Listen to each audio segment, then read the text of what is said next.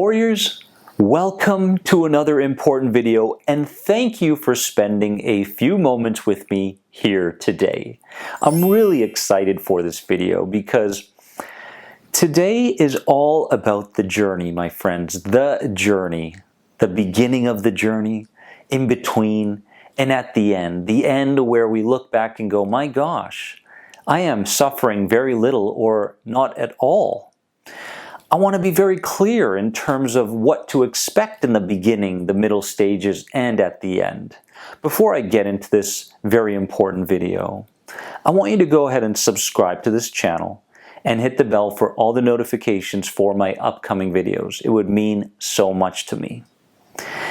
And before I get into the content for today, I want you to understand this, warrior, because it has a lot to do with your anxiety and your suffering right now. Society creates a necessity for ambition. And with that ambition comes the addiction to doing, which can perpetuate anxiety, but never experiencing or just being. What I mean by that is it's very important that we become aware that we don't turn into doing robots. We're not machines, we're not robots, and nor are we perfect. Yet, we strive for perfection and we never get there. In essence, what happens is we perpetuate anxiety. We keep it alive and we keep it growing stronger, which is what we don't want. What's important to understand is that we don't have to be a society with tremendous ambition and striving for something all the time. Because the constant striving for never allows us to tap into the goals that we've already achieved. Nor does it help us to just be and experience this present moment in all its miraculousness. My friends, I want you to stop for a moment here and ask yourself, have I turned into a doing machine?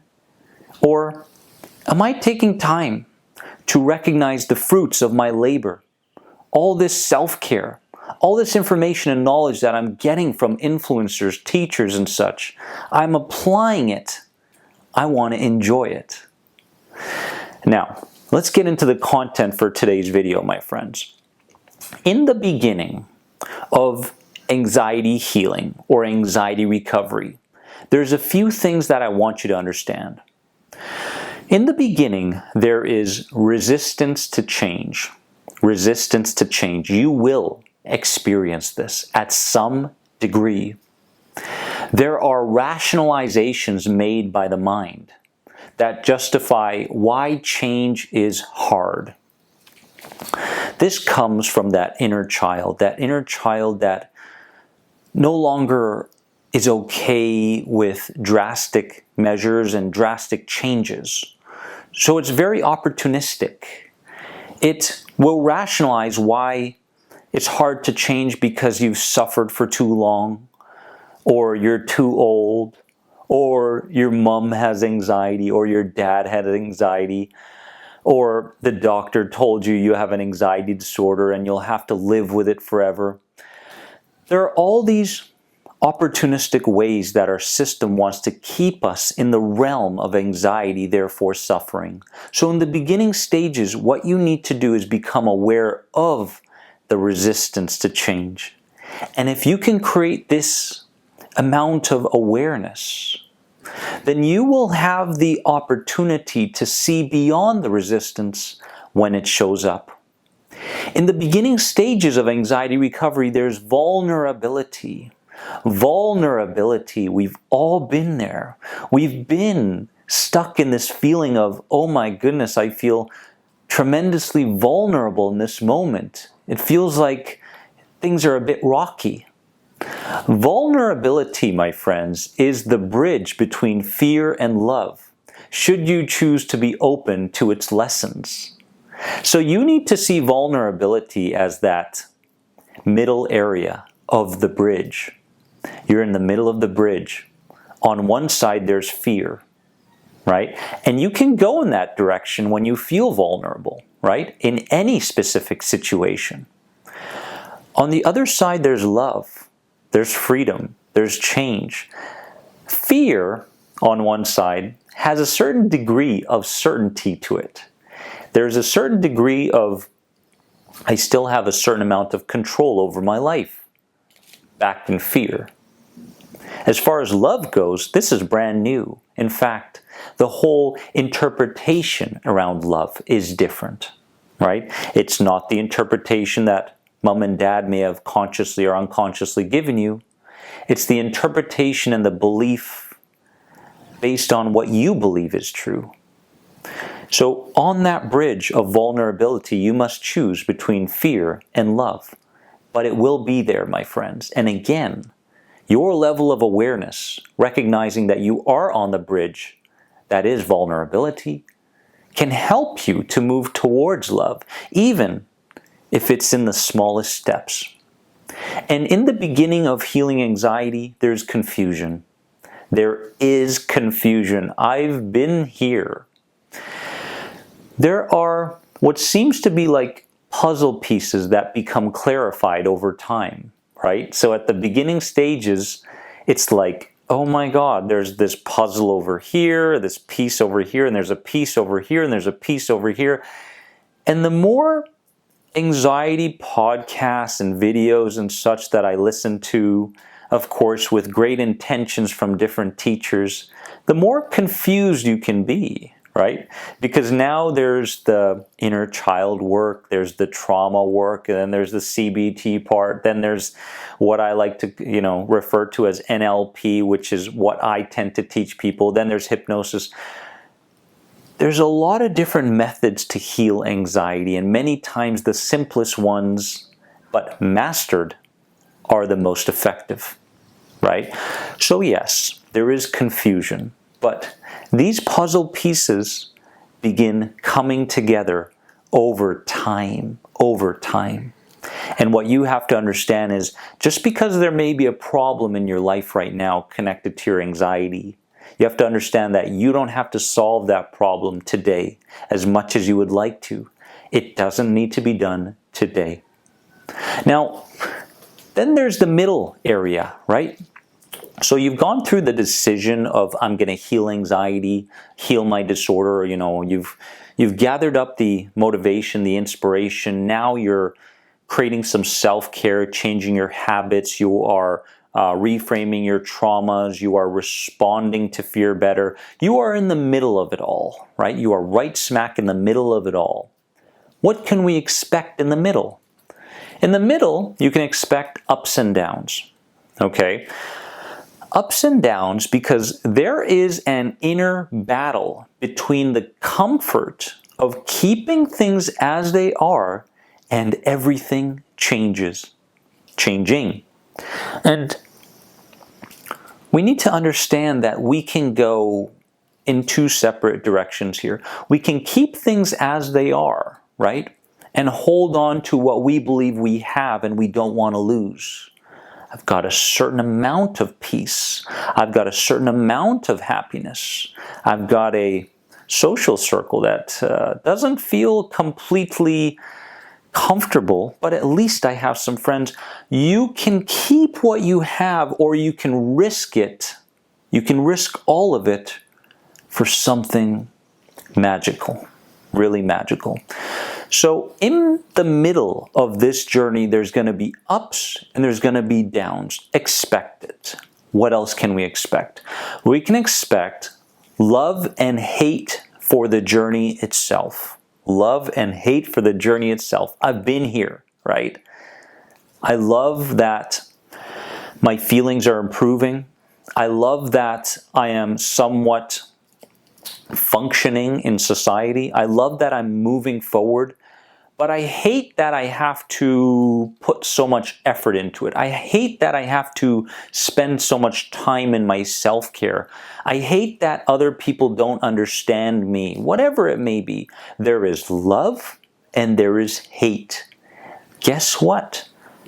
You have to build a very promising and loving relationship with both. Your progress and everything you love about this journey, and everything you hate about it. Because your relationship with the hate part will truly determine how far you go, right? Because when we heal from anxiety, what tends to happen is we tend to not see things as black and white anymore. No longer are things good and bad, but rather everything is life. And we work ourselves up to the point where we go, my God, I can deal with life now, right? I can deal with life now. That is anxiety healing. What else can we expect in the middle stages of healing anxiety? Sacrifices that come to the forefront. Sacrifices that come to the forefront, my friends.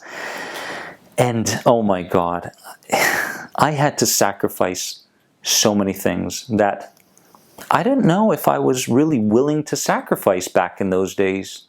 I had a hard time sacrificing my job, sacrificing, the community I was living in, sacrificing my comfort zones, sacrificing who I thought I was, sacrificing friends and people.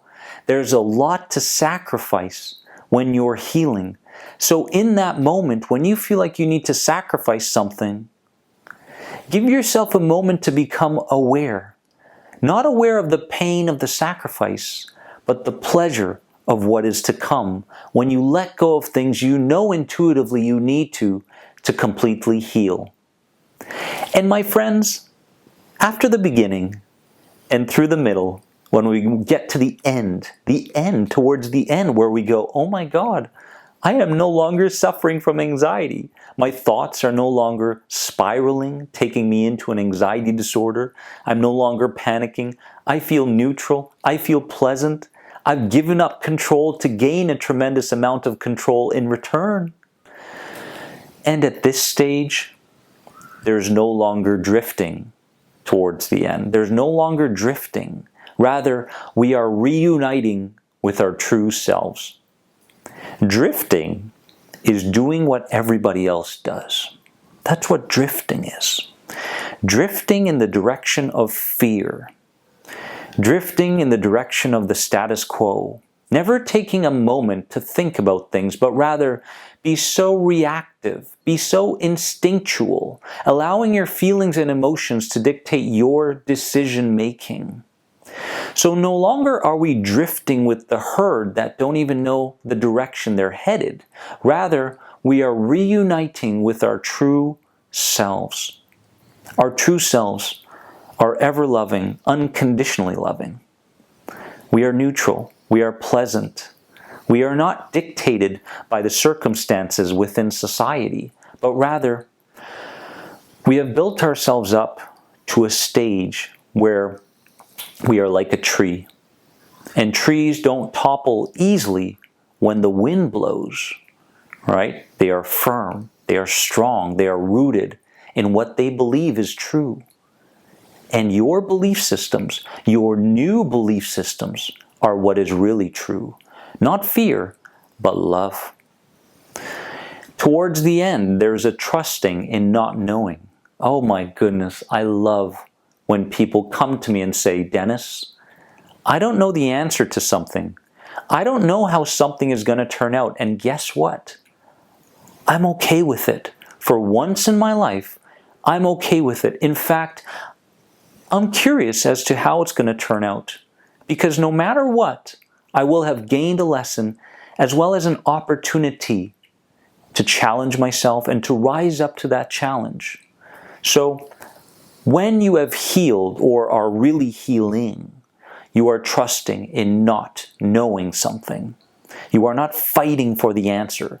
You are not applying willpower. You are not striving. You are not trying to become thoroughly intelligent and use your mind to solve your problems, therefore overthinking yourself into no answer. Rather, you are trusting in not knowing. Finally, towards the end of this anxiety disorder journey, there's a desire, a deep desire, my friends, to pass it on. I have done something. I have achieved something, or I am achieved something. And I want to pass this on to other people. I want to create a local group. I want to write a book. I want to make a video.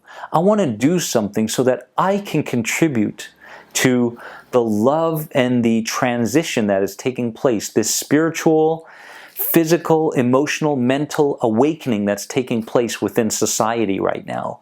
I want to have something to do with that because I have overcome my anxiety. What a beautiful place to be. Warriors, I would love for you to comment below. Tell me, are you at the beginning? Are you in the middle? Are you towards the end? And tell me how things are going.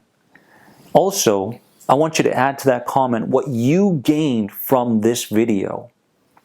Before I leave you, I want to leave you with this. Train yourself to get comfortable with not knowing, and you will open yourself up to a world you never met before. A world you never truly met before. That is on the way. Everything is for a specific reason. So keep going. I believe in you. And always remember, identity-wise, you are more than anxiety. Much more. And you are beginning to see it. If you have any questions on the Inner Circle program, head on over here. Also, make sure to join our new Facebook page, the Anxiety Guy main page. We've just created this page. We would love to have you there because we are going to have a tremendous amount of lives, some fun, some inspiration, content, everything. Facebook page, the Anxiety Guy main page. I can't wait to see you there. Bye, my friends.